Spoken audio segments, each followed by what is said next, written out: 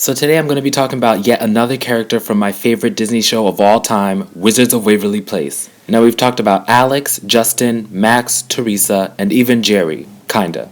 But anyways, today it's finally time we talk about Harper Finkle and her character development. So for those of you who don't know who she is, Harper Finkle is Alex Russo's best friend. Harper's personality is very bubbly and artsy, but she's still very smart.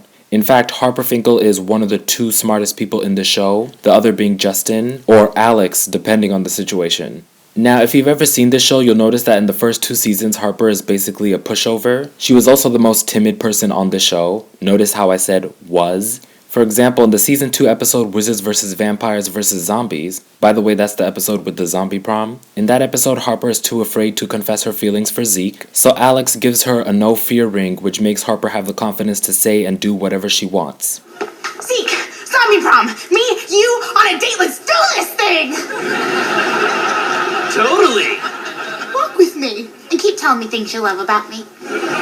Then we move on to season 3 and 4, where Harper starts to gain more self-confidence. She's more aggressive and yells at people a lot more often. I even remember in the series finale, Harper yells at a scary flying griffin to leave her and her friends alone, which is something the old Harper would be way too afraid to do. So the big question is, what made Harper have a lack of self-confidence to begin with, and what made her get over it? Well, I think if we look at Harper's home life, then the answer becomes very clear. We already know Harper didn't have the best home life because of the way she talks about her parents throughout the show. It's about time I got some appreciation, Mom!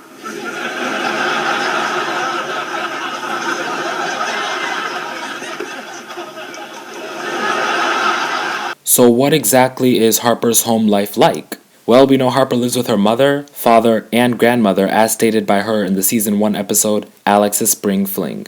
Now, although we never see Harper's grandmother, at least not in person, we do get to see Harper's parents in the season 3 episode, Wizards vs. Finkles. In this episode, we find out that Harper's parents are the showbiz type, and like Harper, they're very extravagant. However, they seem to care more about show business and booking gigs than they do about their own daughter. For instance, in the season 4 episode, Meet the Werewolves, which David Henry, who plays Justin Russo, wrote, Harper mentions that she was born backstage at a nightclub in Nebraska. They didn't have her born at the hospital, or even the house, or even a car. Now, Harper's parents were still in the middle of a gig when Harper was born. So I feel like that should tell you all you need to know about how Harper's parents feel about her.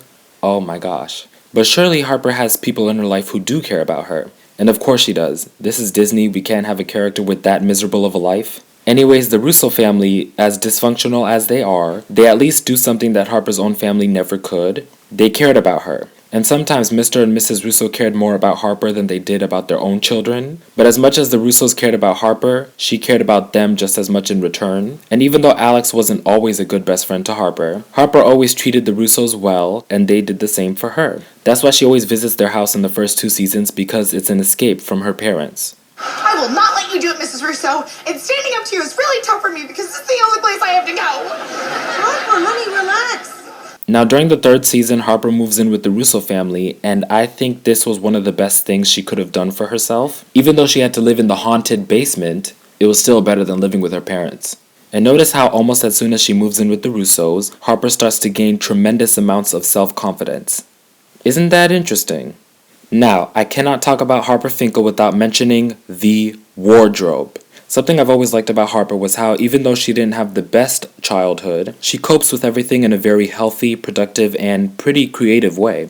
Harper could have easily turned into an insecure bully, as we've seen with many characters on Disney and Nickelodeon. However, what makes Harper different than all of those characters is that she takes her hurt and her pain and turns it into some bold outfits. Everything from a fruit snack themed dress, to a penguin themed dress, to a car themed dress, to a pond-themed dress, to the iconic marker dress.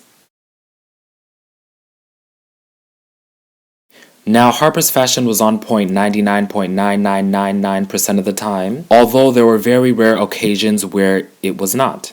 Honestly, season 1 was a really bad season for this show's wardrobe department. They were struggling to figure things out. Anyways, I'm glad Harper got her happy ending. She ditched her toxic parents and moved in with the Russos. She got that self-confidence and even got her perfect guy. Because she was always chasing after Justin in the first 2 seasons, and it was clear as day that he was not into her at all. But Harper ended up getting Zeke, who was a much better match for her. But then we find out that they're no longer together in Alex versus Alex, which made me sad. But Harper's still doing great, so we're happy. Anyways, that's it for my video. Please like, subscribe, and comment down below. And thank you so much for watching.